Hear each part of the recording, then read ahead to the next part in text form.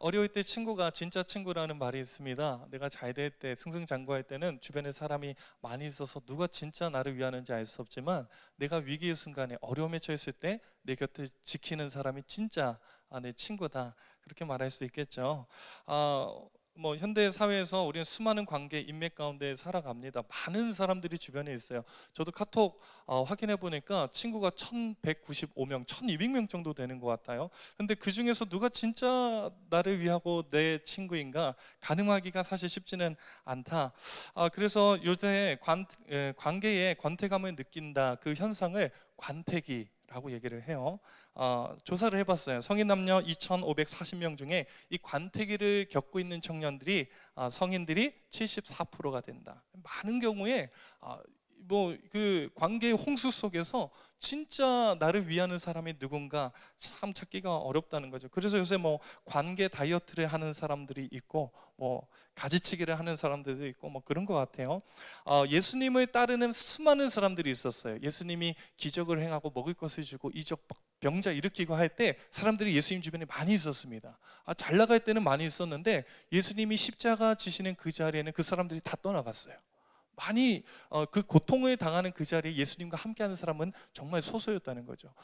오늘 본문에 나타난 예수님 십자가 지시고 죽으신 이후에 장사된 그 자리를 찾아가는 사람들은 극소수였습니다. 더 극소수였는데, 몇 명이 예수님의 그 무덤까지 찾아갔다고 오늘 성경 얘기하고 있어요. 오늘 1절에 보니까 이름이 나와 있죠. 막달라 마리아, 야고보의 어머니 마리아, 살로메. 이 여인 3명이 예수님의 무덤을 찾았던, 정말 예수님의 진실한 친구였던 것 같아요. 예수님을 위하는, 예수님에게 충성하는 정말 진실한 그런 세 여인의 모습을 볼 수 있습니다. 오늘 1절 말씀해 보니까, 1, 2절 말씀해 보니까요. 자, 제가 1절을 읽어볼게요. 안식일이 지남에 막달라 마리아와 야고보의 어머니 마리아와 또 살로메가 가서 예수께 바르기 위하여 뭐를 사다? 향품을 사다 두었다. 2절을 같이 읽습니다. 시작. 안식 후 첫날 매우 일찍이 해 돋을 때에 그 무덤으로. 이 여인들은 진실한 친구이면서 동시에 예수님을 향해서 무언가를 행하는 충성된 여인들이었어요. 자, 뭐를 준비했다고 하는 거예요? 향품을 준비했다. 근동 지역은 굉장히 덥습니다. 시체가 빨리 부패해요. 냄새가 극심해요. 엄청 심하게 나는 거예요. 그래서 시신에 향품으로 도포를 해야 돼요. 향긋하게. 이게 사랑과 그 존경의 의미거든요. 그 유대인의 풍습입니다. 예수님의 시신에 향품을 사다 두었고요. 해가 돋을 때 아침 일찍 일어났다는 거예요. 여러분, 이 수고로움을 예수님 위해서 했으면 왜 일찍 일어났습니까? 당시 예수님의 무덤가에 로마 이 당국에서 이 배치를 해놨어요. 군사들을 풀어서 무장한 군인들이 그 무덤가를 지켰고, 그 무덤을 마태복음에 보니까 임봉했다 말하고 있어요. 그러니까 이 여인들이 예수님의 무덤가에 가기 위해서 어떤 노력을 했어요? 향품을 샀어요. 아침 일찍 일어났습니다. 그리고 위험을 감수하고 그 아침 일찍에 로마 군병의 눈을 피해서 그 자리까지 갔다는 거예요. 대단한 신앙이죠. 멋있죠. 진짜 우리가 본받아야 돼. 정말 우리가 범접할 수 없는 예수님을 향한 진실한 고백과 믿음의 삶과 행위가 있는 정말 멋진 신앙을 가진 여인들인데, 3절이 문제예요. 3절 말씀 같이 읽습니다. 시작. 서로 말하되 누가 우리를 위하여. 문제를 만났습니다. 뭐예요? 무덤에 돌이 있는 거예요. 이 여인들이 힘으로 움직일 수 없는 큰 돌이 있었습니다. 여러분, 이 여인들이 열심히 충성되고 믿음의 그 선한 싸움을 하고 예수님 위해서 뭔가를 했다는 건 맞는 사실이에요. 그런데 한계가 있더라고요. 부딪힘이 있더라고요. 내 힘과 노력과 능력으로 주님 앞에 나아갈 때에 그 앞을 가로막는 한계가, 장애물이 있더라는 거예요. 사랑하는 여러분, 우리가 이 부분을 주의해서 봐야 됩니다. 신앙생활을 우리는요, 내가 하는 것으로 생각해요. 이 여인들이요, 정말 열심히 했거든요. 하지만 한계를 만났을 때 그녀들이 경험했던 감정은 무엇이었을까요? 내가 열심히 노력해도 안 되는 거예요. 내가 수고해도 안 돼. 내가 도전해도 안 돼. 열정을 가졌는데 실패한 거예요. 그때 돌아오는 그 길에서 예수님을 만나지 못해. 내가 아침 일찍 일어나서 향품도 준비했고 위험 감수하면서 거기까지 갔는데 주님 못 만나고 돌아오는 거예요. 이때 느껴지는 감정 뭘까요? 야, 내가 조금만 더 노력했으면, 내가 몇 년만 더 젊었더라면, 내가 운동해서 좀 근육을 좀 키웠더라면, 우리 집에 놀고 있는 아들내미 우리 남편 데리고 와서 뭔가를 좀 했더라면, 내가 무엇을 했더라면, 여기에 많은 사람들이 여기 스스로 자책하거나 죄책감을 가진다는 거예요. 사랑하는 여러분, 우리는 경험했습니다. 우리 이 자리에 앉아있는 청년들, 코로나 사태에 정말 위험하다고 세상에서 말하고 있는 이때에 적어도 이 자리에 앉으신 여러분은 그래도 신앙에 열정이 있고 열심히 있고 노력하고 수고한 청년들, 새 여인과 비슷한 청년이라고 저는 생각해요. 그런데 우리 많이 경험했잖아요. 우리 노력과 우리 수고와 우리 열심에 한계가 있어요. 부딪힘이 있습니다. 나 이거밖에 안 될까? 여러분, 우리 작정하고 새벽기도 나오기로 했잖아요. 하다가 실패했습니다. 큐티하기로 작정했잖아요. 열심히 했죠. 쌓여갑니다. 큐티책이 쌓여가는데 앞부분만 시커매요. 쌓여가는 거예요. 제가 고등학교 1학년 때 수련회 때 은혜를 정말 많이 받았습니다. 그래서 내 인생에 하나님께 결단하고 방학이 여름방학이었던 것 같아요. 이 방학 동안 내가 새벽기도 한 달 동안 주님 나가겠습니다 딱 결단했어요. 이틀 동안 정말 은혜 도가니. 시골은요, 제가 있던 교회는 새벽기도가 4시 반이었어요. 어르신들 이제 시골에서 일찍 일어나서 새벽 기도하고 일 나가셔야 되니까 4시 반에 있어요. 이게 정통 우리 한국교회 안에 대부분 그랬어요. 옛날에 4시 반에 새벽 기도 하는데 이틀은 정말 열심히 했어요. 3일째 되니까 좀 힘들더라고요. 4일째부터는 오기로 버티다가 5일 채우고 그만뒀어요. 일주일이 채 안 가는 거예요. 내 노력과 열심의 한계가 있더라고요. 내가 수고하고 애썼는데 되어지지가 않는 거예요. 일주일을 못 채웠습니다. 한 달 약속했는데. 살아가는 여러분, 이때 제가 느껴졌어요. 나 이거밖에 안 되는구나. 우리 신앙 있는 우리 청년들 안에 느껴지는 이 실패감, 좌절감, 자책감, 정죄감, 이것이 굉장히 많이 있을 거예요. 내가 열심히 향품도 샀고 일찍 일어났고 위험도 감수하고 나아갔는데 주님 만나지 못하는 거예요. 내가 주님 원하시는 그 길로 내가 나아가지 못할 때에 느껴지는 자책감, 이 정죄감. 내가 이러고도 신앙인인가? 내가 이러고도 성도인가? 내가 이러고도 리더인가? 내가 이러고도 간사인가? 내가 이러고도 목회자인가? 이런 한계를 마주했을 때 느껴지는 좌절감과 자책감. 여러분 보십시오. 이 여인들이 자기들의 힘으로 나아갔을 때는 한계를 부딪혔어요. 한계에 마주했어요. 이 돌문을 열어제낄 재간이 없는 거예요. 그런데 이 여인들이 주님의 그 발자취를 경험하고 부활하신 주님의 영광을 마주하는데 어떠한 일이 있었는지 한번 보세요. 4절 5절입니다. 자, 4절 같이 읽습니다. 시작. 눈에 들어 벌써 돌이 굴려져 있는데 그 돌이 심히 크더라. 5절 무덤에 들어가서 흰옷 입은 한 청년이 우편에 돌이 굴려졌대요. 누가 굴렸습니까? 여인들이 굴렸어요? 아닙니다. 이 그녀들이 열심히 하고 충성되고 헌신한 것은 맞지만 그녀들이 결정적으로 이 돌 무덤의 그 문을 열어 제낀 것이 아니에요. 굴리신 분이 있다는, 벌써 굴려졌더라. 들어갔더니 기절초풍할 것 같아요. 누가 앉아있는데 한 청년이 다 기록하고 있어요. 여러분 다른 복음서 잘 보세요. 여기를 천사라고 말합니다. 근데 왜 마가만 이것을 청년이라고 기록했을까?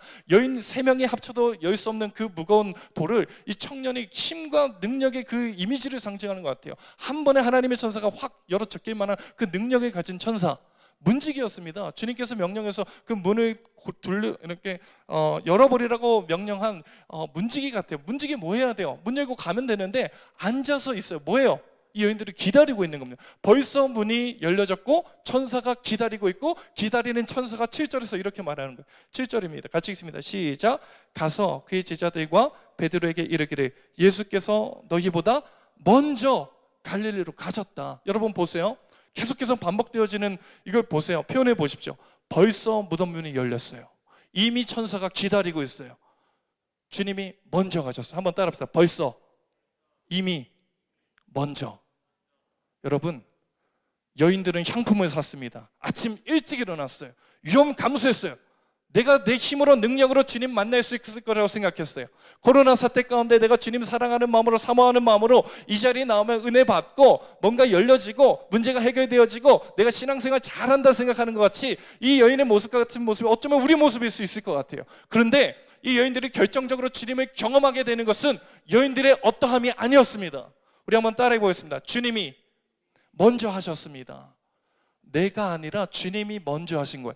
벌써 무덤 문이 열리고 이미 천사가 와서 기다리고 주님이 먼저 가셨다는, 벌써 이미 먼저. 사랑하는 여러분, 신앙생활 이런 것 같아요. 내게는 한계투성이에요. 내가 노력해요. 수고합니다. 피사 챌린지 참여했어요. 많이 어렸을 때부터 암송했고 교회생활 충실히 했습니다. 봉사했어요. 섬기는 거 다 했습니다. 그런데 한계를 부딪혀요. 한계를 만나요. 나 이거밖에 안 되나? 스스로 자책감을 많이 느끼는 그 정죄감에 우리가 쌓여있을 때가 많이 있습니다. 그런데요, 신앙생활은 내가 아니라 주님이 먼저 하신 것을 바라보는 거예요. 사랑하는 여러분, 여인들에게는 한계가 있습니다. 자, 오늘 주님의 말씀에 이 한계를 가진 또 한 부류의 사람들을 소개하는데요. 자, 7절 말씀 제가 읽습니다. 가서 그의 제자들과 베드로에게 이르기를 예수께서 너희보다 먼저 갈릴리로 가시나니 전에 너희에게 말씀하신 대로 너희가 거기서 배우리라 하라 하는지라. 자, 예수님께서 제자들에게 메시지를 남기는데 지금 이 제자들 어디 있습니까? 어디 갔어요? 예수님 십자가에 매달리시고 3일 동안 무덤에 계실 동안 어디 갔어요? 다 지 살 길 찾아서 다 도망갔어요. 예수님 배신했습니다. 3년 동안 동거동락하고 예수님 따라다니면서 예수님 사랑을 그렇게 받았던 제자들이 다 도망갔어요. 한계투성인 이 제자들을 향해서 예수님이 말씀하신 말은 뭐예요? 내가 부활한 이후에 갈릴리에 먼저 가서 기다리겠다. 나를 떠나버린 그들을 봐서는요, 그 제자들을 봤을 때는 진짜 함량 미달, 자격 미달입니다. 그런데 우리 주님은요, 죽으시고 부활하셔서 그 제자들을 기다리는 거예요. 한계투성인, 정말로 제자라고 불릴 수 없는 그 연약한 제자들을 향해서 주님이 일을 행하셨습니다. 주님이 용납하시는 거예요. 여러분, 이전에 예수님께서 약속하셨다 말하는데 우리 문맥적으로 봐야 돼요. 마가복음 14장 27절 28절 봅시다. 자, 마가복음 14장 27절 28절 두 절을 같이 한번 읽어볼게요. 시작. 예수께서 제자들에게 이르시되 너희가 다 나를 버리리라.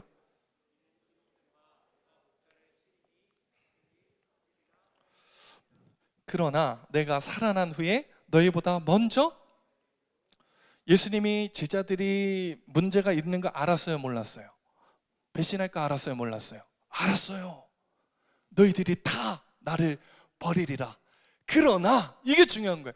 예수님은 제자들의 한계를 알았어요. 니들이 지금 나 따라다닌다고 말하고 나 위해서 노력하고 나 위한다고 하지만 니들이 한계투성이야, 문제투성이야, 안 될 걸 이미 알고 계시. 그러나 너희들은 한계투성이지만 내가 먼저 가서 기다린다.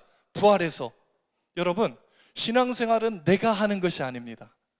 주님께서 하신 일을 바라보는 거예요. 여러분, 나를 바라봤을 때는요, 답이 없는 거예요. 방법이 없는 거예요. 그런데 우리 주님께서 먼저 죽으셨어요. 십자가 위에서 먼저 죽으셨어요. 우리 주님께서 먼저 살아나셨어요. 우리 주님께서 먼저 죄인인 우리를 용서하고 용납하고 기다리고 계십니다. 사랑하는 여러분, 우리 자신에 대해 과대평가하지 마세요. 신앙생활은 나의 연약함, 나의 작음을 보고 그분의 크심을 바라보는 것이 신앙의 첫 걸음이에요. 오늘 베드로의 모습을 보십시오. 우리 주님께서 콕 찍어서 야, 제자들 데리고 와 이렇게 말하면 되는데 제자들과 베드로에게 이르러, 이게 메시지 전해라. 베드로가 어떤 사람인데요? 자, 오늘 다시 14장 29절 말씀해 보니까 예전에 이렇게 베드로가 얘기했어요. 29절 베드로가 여짜오되 다 버릴지라도 나는 그리하지 않겠나이다. 자신만만했어요. 혼장담했습니다. 예수님, 쟤들이랑 난 클래스가 달라요. 쟤들 다 버려도 나는 버리지 않아. 내가 그래서 수제자 아닙니까? 그런데 30절에 예수님 말씀 보세요. 30절 시작. 예수께서 이르시되 내가 진실로 내게 이르노니 오늘 이 밤 닭이 2번 울기 전에 내가 3번 나를. 여러분, 그 장담했던 신앙이 산상적으로 깨어지는 거예요. 베드로의 신앙 한계입니다. 한계가 있어요. 정말 주님을 사랑하는 진실함이 있었지만 거기에도 한계가 있더라고요. 예수님이 3번 부인했어요. 나중에 저주합니다. 예수님 떠나가요. 여러분, 내가 지금 어떻게 봉사하고 교회에서 어떤 섬김을 하고 어떻게 신앙생활에 열심을 내고 어떻게 헌신과 충성한 진실함이 있다 할지라도 자신하지 마세요. 여러분, 깨어집니다. 무너집니다. 이 코로나 사태를 통해서 우리 여실히 경험했잖아요. 우리 민낯을 다 경험했잖아요. 보고서 받으면 나오는 내용 딱 2가지입니다. 지난 6주 동안 받은, 제가 간사님들 통해서 받은 보고서 내용 추리면 딱 2가지로 요약할 수 있어요. 첫 번째, 영적인 무기력함, 피폐함. 영적인 완전히 끼어진 무너짐. 예배 몇 주 못 드리니까 그 전에 내가 신앙생활 그래도 하는 줄 알았고 남들과 조금 다르고 내가 그 영적인 사람인 줄 알았는데 완전히 민낯이 다 드러났잖아요. 완전히 바닥을 치는 나의 영적인 수준을 우린 그대로 마주합니다. 2번째, 삶의 무너짐.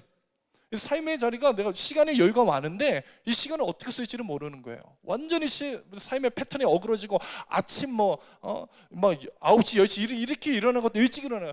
점심때 돼서 눈 뜨고 오후에 눈 뜨고 새벽 늦게 잠들고 그렇게 깨어진 모습이 우리 모습 아니에요?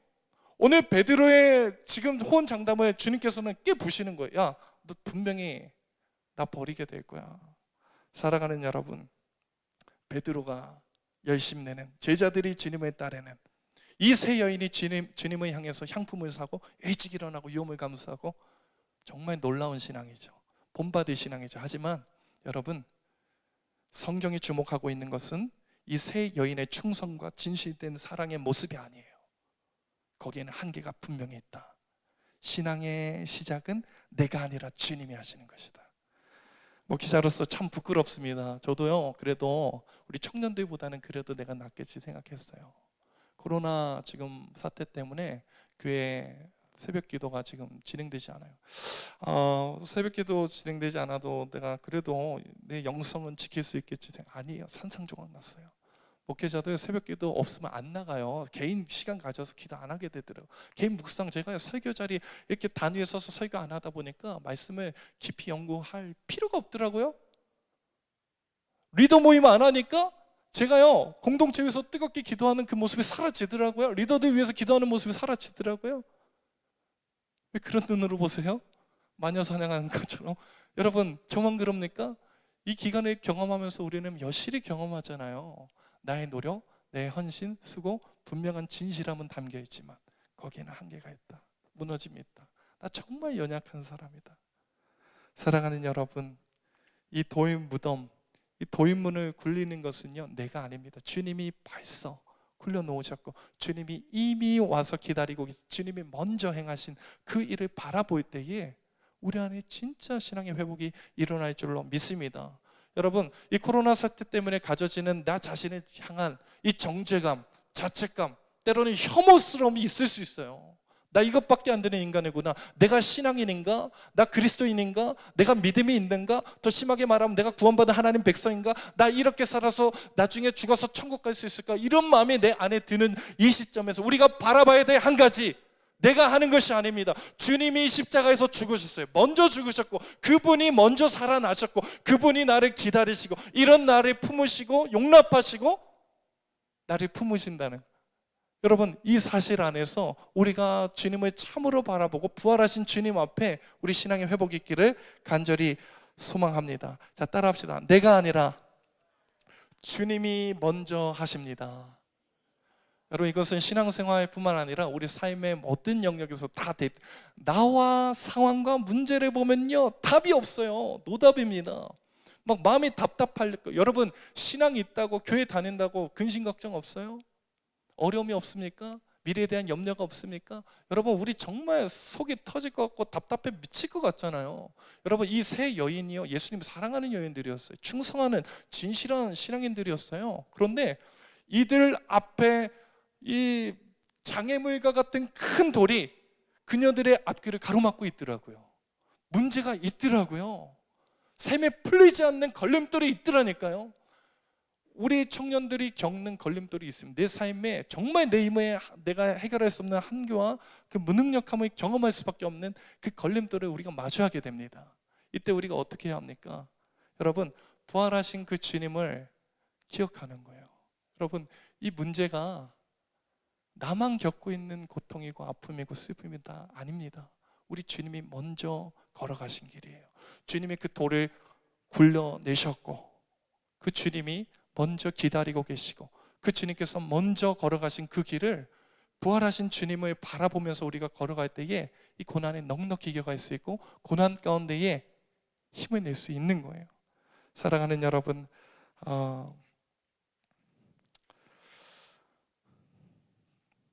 고난과 염려라는 큰 돌이 마주했을 때에 우리 십자가의 주님을 묵상할 뿐만 아니라 부활하신 주님을 묵상해야 되는데 그 주님이 우리와 같은 똑같은 질고와 아픔과 염려를 먼저 겪으셨고 미리 경험하신 주님이에요. 십자가 지시기 전에 하나님 앞에 기도하실 때 이렇게 했습니다. 아버지요, 이 잔을 내게서 조금 치워주십시오. 할 수만 있는 대로 이 잔에 내가 지기가 싫습니다. 너무 힘듭니다. 땀방울이 핏방울이 되도록 그렇게 기도하셨어요, 우리 주님께서. 여러분, 주님께서 그 인생의 가로막힌 큰 돌을 먼저 경험하셨고 그 길을 먼저 이겨내셨고 먼저 걸어가셨어요.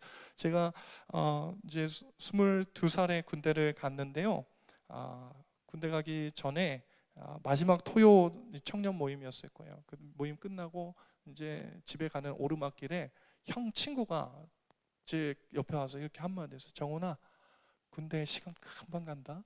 거짓말이었어요. 시간 정말 안 갔습니다. 평생 있는 줄 알았어요. 그런데 그 다음 말, 형 너 군생활 다 해봤잖아. 너도 할 수 있어.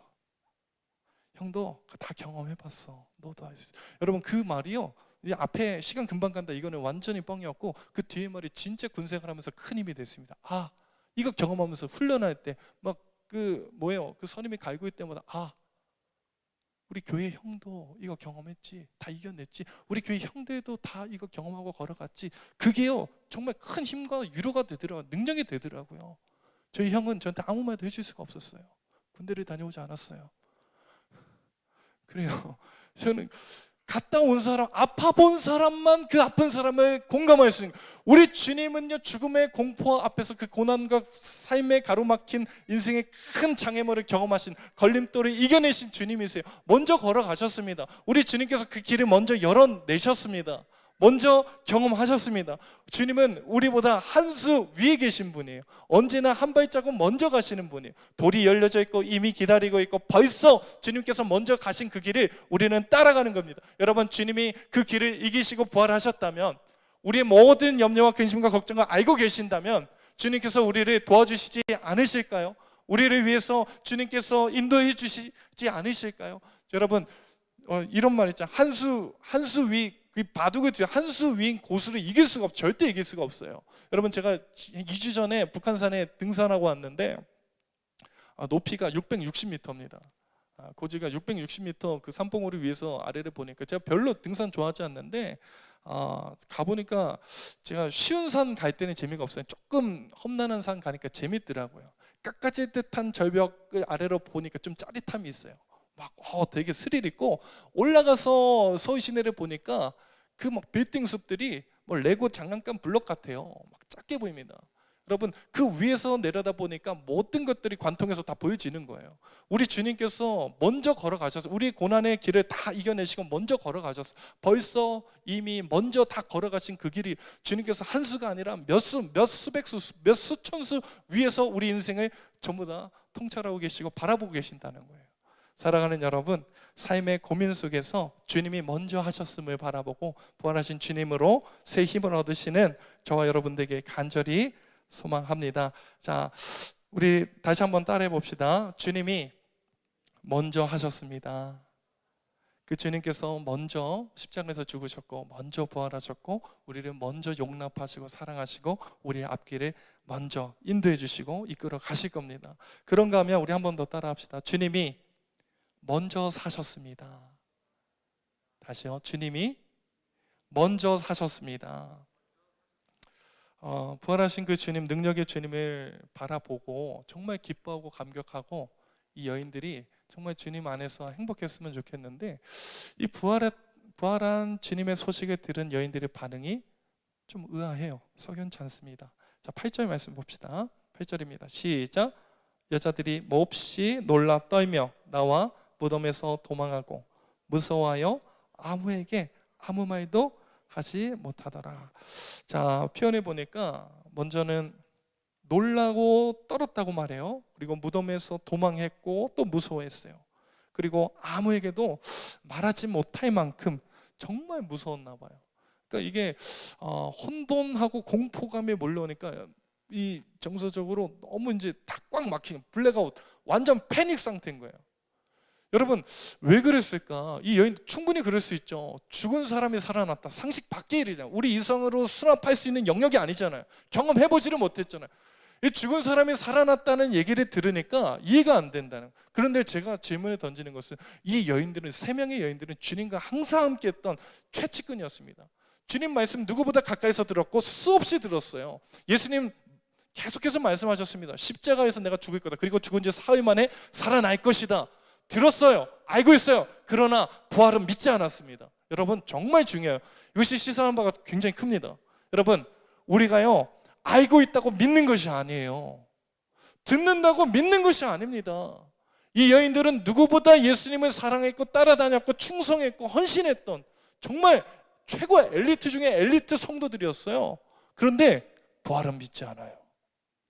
여러분 우리가 교회를 다니고 교회 생활을 한다고 믿음이 있는 것이 아닙니다. 특별히 부활에 대해서 믿지 못하는 청년들 많이 있습니다. 십자가에 대해서는 어느 정도 우리가 긍정해요. 수긍합니다. 그런데 죽은 사람이 살아났다는 이 진리에 대해서 이것을 받아들이는 것은 너무 현실적이지 않아요. 객관적이지 않습니다. 과학적이지 않습니다. 이성적이지 않아요. 여기에 대해서는 교회를 다니는 청년들조차 부활에 대해서 믿지 못하는 청년들이 많이 있어요. 사랑하는 여러분, 내가 교회를 다니면서 예수님이 친숙하고 친밀하고 교회 생활이 익숙하고 교회 용어가 너무 익숙하고 교회 문화에 대해서 젖어 있고 그것이 편안하고 그거와 별개입니다. 부활이 믿어지지 않는다는 것은 우리가 구원받지 못했다는 표징이기도 해요. 사랑하는 여러분, 오늘 이 여인들은 부활을 믿지 못했습니다. 왜 그랬을까? 주님을 그렇게 따라다녔는데, 말씀을 그렇게 들었는데, 그 메시지를 들었는데 부활을 믿지 못했습니다. 이 천사가 하는 말에 우리가 집중해야 되는데 6절에 한번 봅시다. 6절 상반절 보니까 청년이 이르되 놀라지 말라, 너희가 십자가에 못 박히신 나사렛 예수를 찾는구나. 여러분 보세요. 이 여인들이 집중한 것은 누굽니까? 예수님에게 집중했는데 그 예수님 어떤 예수님이라는 거예요? 십자가에 못 박히신, 십자가에서 죽으신 그 예수님에게는 주목하는 거예요. 그 다음이 없어요. 거기까지입니다. 부활하신 주님을 바라보지 못해요. 여러분 이거 너무나도 중요해요. 우리가 부활에 늘 말하고 늘 고백해요. 사도신경과 성령을 믿사면 거룩한 공연, 성도가 서로 교통하니까 몸이 다시 사는 것과 영원히 사는 것을 믿는다고 매 예배 때마다 고백하지만 실제 부활에 믿지는 못해요. 여러분 이 여인들이 십자가에 달리신 주님까지는 바라보는 거예요. 감정적으로, 정말 관계적으로 정말 불쌍하다, 주님 날 위해서 죽으셨다, 정말 저 선생님 꿈 펴보지 못하고 정말 성취하지 못하고 정말 허망하게 돌아가셨다, 여기까지는 바라봅니다. 패션 오브 크라이스트 보면서 우리가 눈물 흘리고 감격하고 콧물 흘리고 막 거기에 대해서 감정적으로 동요는 있는데 삶의 능력이는 없어요. 왜 그럴까요? 거기까지만 보는 거예요. 이 여인들이 했던 것처럼 십자가의 주님 거기까지만 보고 그분이 살아나셨으면 보지 못해요. 십자가의 능력에 대해서 우리는 그렇게 찬양하고 고백하고 눈물 흘리고 감정적인 그 동요가 끊임없이 일어나지만 내 삶에 생명의 능력이 발휘되지 않는 것은요, 십자가 그 다음이 없는 거예요. 거기서 끊긴 거예요. 뚝 끊긴 거예요. 천사가 말하는 바를 보십시오.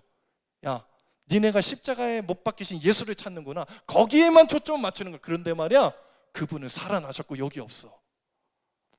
연결이 안 돼. 우리가 6절 상반절까지는 이해를 하는 하반절로 이해를 못해요. 넘어가지를 못합니다. 십자가의 주님을 바라보면서 그분에게 내가 가서 향품을 발라드려야 되고 그분에게 우리가 헌신을 해야 되고 그분의 장례 치러야 되고 끊임없이 주님을 우리가 바라보지만 반쪽짜리만 봐. 동전의 양면을 바라보지만 십자가와 부활을 바라보지만 십자가만 봅니다. 여러분 이 폐해가 뭔지 아세요? 예수님의 힘을 약화시키는 거예요. 끊임없이 무덤에 장사하고 맨날 십자가에 매달아 놓고 능력의 주님이 아니라 불쌍한 주님, 아프신 주님, 항상 예수님 피 철철 흘리고 맨날 죽으셔야 되고. 사랑하는 여러분, 기독교 신앙의 본질의 핵심은요, 십자가의 그 능력, 그 사랑에 맞아요. 그 십자가의 사랑, 거기서 멈추는 것이 아닙니다.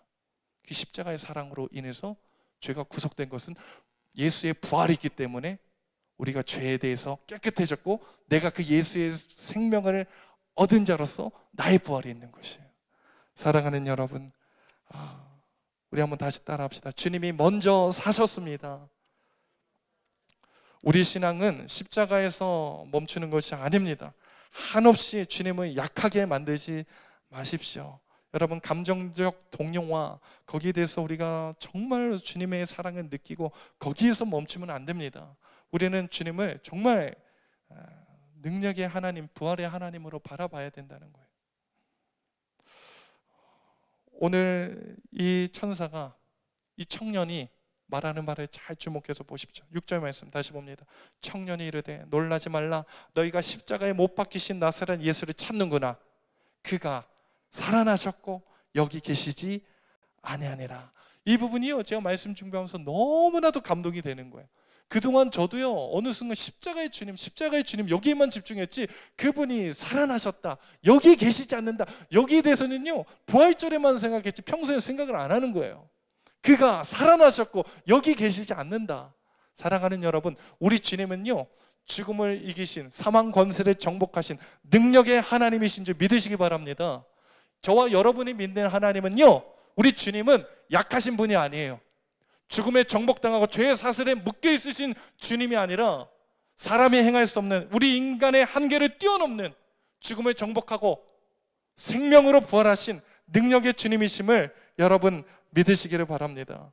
여러분, 이것이요, 이 마가복음이 쓰여진 AD 55년부터 60년경에 쓰여졌다고 학자들이 말하는데, 이때가 유대 사회에 가장 극심한 박해와 고통이 있었던 그 시절이었어요. 여러분, 로마의 그 탄압으로부터 AD 70년에 로마로부터 완전히 유대 땅에 점령이 되는데, 짓밟히게 되는데, 그 전에 가장 폭정이 심했던 그 시대에 많은 성도들이 예수의 십자가에 대해서 고백하고 노래하지만 예수의 부활을 놓쳐버린, 부활의 능력을 상실해버린 그 시대, 죽음의 공포가 늘 도사리고 있습니다. 로마 황제들이 믿는 자들을 잡아서 콜로세움에 세우고 사자 밥이 되게 하고 검투사에 칼로 때려 죽이고, 그 가운데에 죽음이 난무하는 그 시대 가운데에 그 사회적인 그 흐름, 그 시대적인 흐름 속에서 믿는 성도들이 숨을 쉴 수가 없는 거예요. 죽음의 공포 속에서. 그때 마가가 던지는 메시지가 뭡니까? 야, 두려워하지 마. 우리 주님은 죽음을 정복하신 하나님이야. 우리 주님은 능력의 하나님이신데 사망 권세를 이기시고 부활하신 생명의 주님이죠. 이 메시지를 던지는 거예요. 사랑하는 여러분, 우리의 현실이 마치 그런 것 같아요.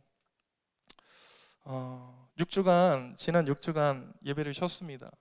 굉장히 위축이 됐어요. 한국교회 전체적으로 위축이 됩니다.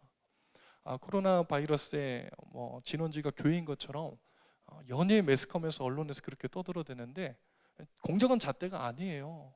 나도 모르게 위축됩니다. 예수 믿는 것이, 교회 다니는 것이 직장 생활에서, 학교에서 우리가 공견하게 드러낼 수가 없어요. 괜히 죄 지은 것 같아요. 이 시대의 목사로 살아간다는 것이 죄스럽고 때로는 부끄럽기도 해요. 여러분, 우리가 이 시대의 가치 속에 우리가 나도 모르게 억눌린다니까요. 기독교인이라는 그 사실 때문에 우리가 당당하지 못할 때가 있어요. 그런데 오늘 정말 이 마가의 시대 때 던져졌던 그 생명의 부활의 능력의 주님의 메시지와 오늘 코로나 사태를 겪고 있는 대한민국 사회 가운데 한국교회에 정말 필요한 메시지가 동일한 것 같아요. 이 시대를 살아가는 우리 청년 여러분, 우리가 붙잡아야 될 것이 무엇입니까? 내가 믿는 예수는 능력 없는, 그냥 짓밟히고 로마의 그 칼날에 그냥 숨도 못 쉬는 그런 예수가 아니라, 내가 믿는 예수는 능력의 하나님이라는 거예요. 내가 믿는 예수는 죽음을 정복하고 부활하신 생명의 구주시라는 거예요. 여러분 믿습니까? 여러분, 이것이 우리에게 소망이 되는 거예요. 우리 주님은 강하신 하나님, 능력의 하나님입니다. 여러분, 힘의 논리예요. 언제나 강한 자가 약한 자를 짓밟는. 죄송해요. 제가 이제 신방하다가 한 자매로부터 이제 드라마 추천을 받았어요. 그게 가장 이제 얼마 전까지 인기가 있었던 이태원 클라스 보셨어요?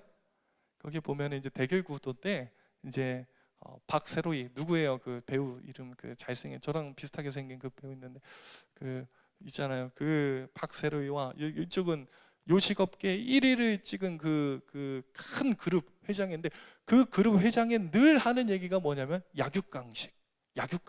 맞아요. 세상의 논리는, 가치는 강한 자가 약한 자를 잡아먹는 거예요. 힘의 논리입니다.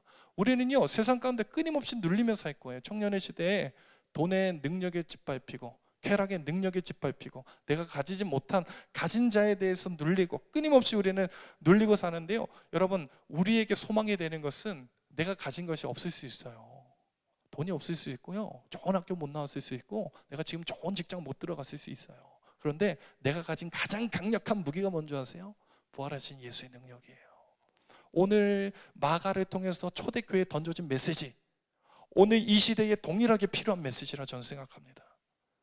죽음이 정복한 시대 가운데 세상의 권력과 로마의 그 압제 속에서 숨을 쉴 수 없을 정도로 그 탄압을 받던 그 시대의 성도들 가운데 필요한 메시지, 예수는 부활하셨다. 네가 믿는 예수는 십자가에서 죽고 끝난 것이 아니라 예수는 부활하셨다. 그러기에 우리에게 소망이 있는 거예요. 여러분, 이 땅의 모든 가치관, 우리의 노력과 수고, 어떤 것을 가진다고 할지라도 우리는 시간이 갈수록 죽기 위해서 그 일을 하는 겁니다. 그 일을 우리가 돈을 많이 벌어도요, 여러분 결국에 죽습니다. 잘 먹고 잘 살아도 결국엔 죽어요. 그 죽음을 정복할 수가 없어요. 뛰어넘을 수 없습니다. 그 한계에 부딪힐 수밖에 없어요. 그러나 우리 주님은 부활하신 주님이시다. 내가 믿는 주님은 그 죽음을 정복하신 주님이시다. 사랑하는 여러분, 오늘 우리에게 정말 필요한 것은 주님이 먼저 살아나셨습니다. 살아나신 예수 그리스도. 여러분, 그 주님께서 오늘 한 여인에게 찾아가십니다. 자, 오늘 9절 말씀을 봅시다. 9절입니다. 시작. 예수께서 안식 후 첫날 이른 아침에 살아나신 후 전에 7 귀신을 쫓아내어 주신 막달라 마리아에게 먼저 보이셨다. 여러분 보세요. 참 예수님 먼저 살아나셨으면 상식적으로 제자들에게 먼저 찾아가거나 베드로에게 찾아가는 것이 맞습니다. 그렇지 않으면 복수를 지금 칼을 갈고 있다면 빌라도에게 찾아갔어야 돼요. 종교 지도자들 대제사장 앞에 가서 야, 나 살아났다 증명하시고 뺨싸게 때리고 이렇게 하셔야 돼요. 그런데 우리 예수님이 제자들 찾아간 것도 아니고 종교 지도자나 본디오 빌라도 찾아간 것이 아니라 누구를 만나셨습니까? 부활하신 처음에 막달라 마리아를 만났어요. 여러분, 당시에 부활의 소식을 전하기 위해서는요, 여인에게 찾아가서는 안 됩니다. 목자는 이렇게 얘기를 해요. 여자에게 찾아간 이유가 있다. 여자들이 말의 전달력이 좋기 때문에 일부러 여자를 찾아가셨다. 그런데 그렇지 않습니다. 여러분, 당시에 여자의 증언은요, 법적인 효력이 없어요. 그러니까 사람들이 여인이 말하는 것을 공식적으로 인정하거나 받아들이지 않는 사회였습니다. 근데 막달라 마리아에게 부활의 소식을 주님이 전하신 것은요, 어떤 의도가 있었을까? 부활을 전파하거나 드러내기 위해서는 절대 이 여자에게 찾아가서는 안 됩니다. 여러분 보세요. 막달라 마리아에 대해서 성경에 증언하는 바를 보십시오. 뭐라고 말해요? 마리아의 이름 앞에 수식어가 뭡니까? 막달라. 막달라가 퍼스트 네임이 아니에요. 성이 아니라는 거예요. 예수님의 이름 뭐라고 불렸습니까? 나사렛 예수. 나사렛이 뭡니까? 지명이에요. 막달라는 지명입니다. 갈릴리 북쪽, 갈릴리가 가장 유대 땅에서 척박하고 가장 버려진 이방 땅으로 여겨졌던 버려진 땅이에요. 그런데 그 갈릴리에서 더 깡촌으로 들어가는 곳이 막달라예요. 사람이 불과 200명, 300명도 살지 않는 그냥 촌구성, 완전 깡촌, 막달라 출신 마리아라는 뜻이에요. 우리 주님께서 다른 사람이 아니라 막달라 출신 그 시골 깡촌, 아무것도 가진 거 없고 배운 거 없고 내세울 거 없고 사람들이 주목하지 않는 그 여인을 찾아가셨어요. 부활하셔서. 여러분, 이 여인에 대한 수식어가 뭡니까? 전에 귀신 몇 명에게 지금 시달림을 당했다는 거예요. 오늘 말씀 보세요. 9절에 보니까 전에 7 귀신. 여러분, 이것은요 사람을 피폐하게 하는 정도가 아닙니다. 다중인격이에요. 내면이 완전히 끼어지는, 오늘날 말하는 조현병, 조울증, 이런 공황장애 이 정도 수준이 아니라 완전히 인생이 완전히 끼어져 버린, 사람들이 손가락질하면 저 미친 여자, 막달라 마리아면 미친 여자라고 말했던, 손가락질 당했던, 내면이 완전히 끼어져서 정말로 정말 비참한 삶을 살았던 그 여인에게 주님이 찾아오셨어요. 삶에 소망이 없는, 끊임없이 눌려있는, 사람들이 마주하고 싶지가 않고 너무 쪽팔리고 사람들이 나를 볼 때 손가락질하는 그 여인을 향해서 부활하신 주님이 찾아오셨습니다. 왜요? 막달라 마리아에게 부활의 생명이 필요해요. 사랑하는 여러분, 오늘 내 삶이 깨어졌습니까? 소망이 없습니까? 다른 사람과 비교했을 때 수많은 열등감을 느끼고 있어요? 어떻게 노력을 해도 삶이 나아지질 않습니까? 숨이 턱턱 막히고 내 인생의 앞에 걸림돌이 있는 것 같고 내 힘으로 해결할 수 없는 장애물 때문에 삶이 답답하고 미칠 것 같고, 공부를 해도, 회사 생활을 해도, 아르바이트를 해도, 취업 준비를 해도 내 꿈이 뭔지 모르겠고 어떻게 나아갈지 모르겠고 인생 왜 사는가, 그런 마음이 있는 청년들 있으세요?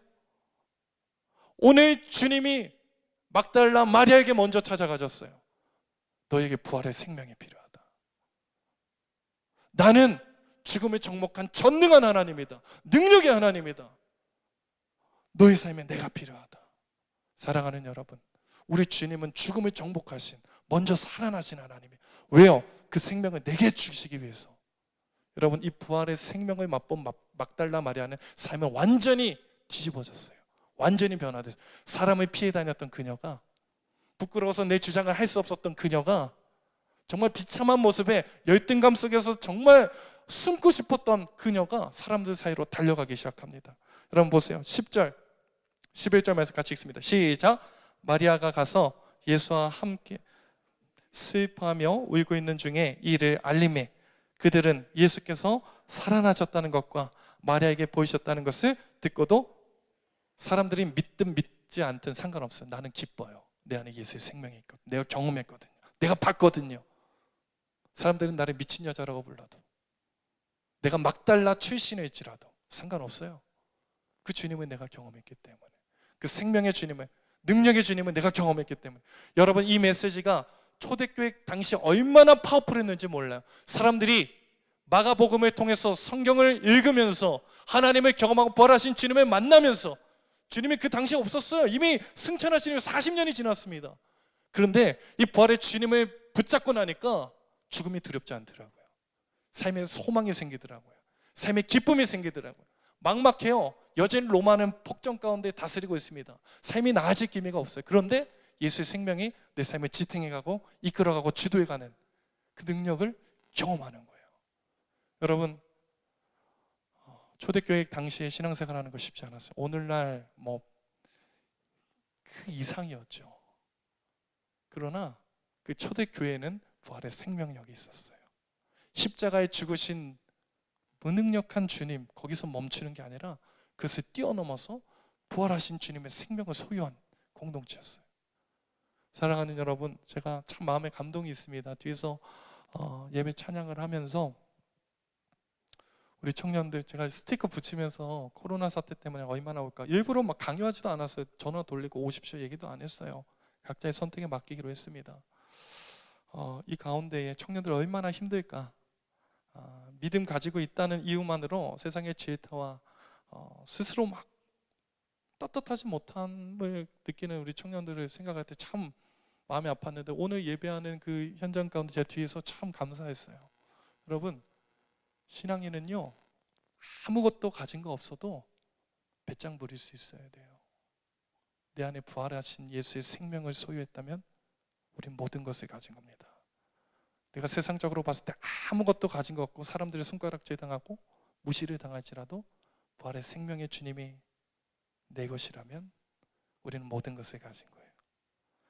그래서 제가 20대 중반, 후반 사역을 시작하면서도 제가 참 앞길이 막힌 것 같고 답답하고, 정말 내 인생에 그 무덤 앞에 막혀있는 돌 같은 그 장애물, 걸림돌을 만날 때마다 수없이 불렀던 찬양이 이건, 살아계신 주, 살아계신 주, 나의 참된 소망, 걱정 근심 전혀 없네.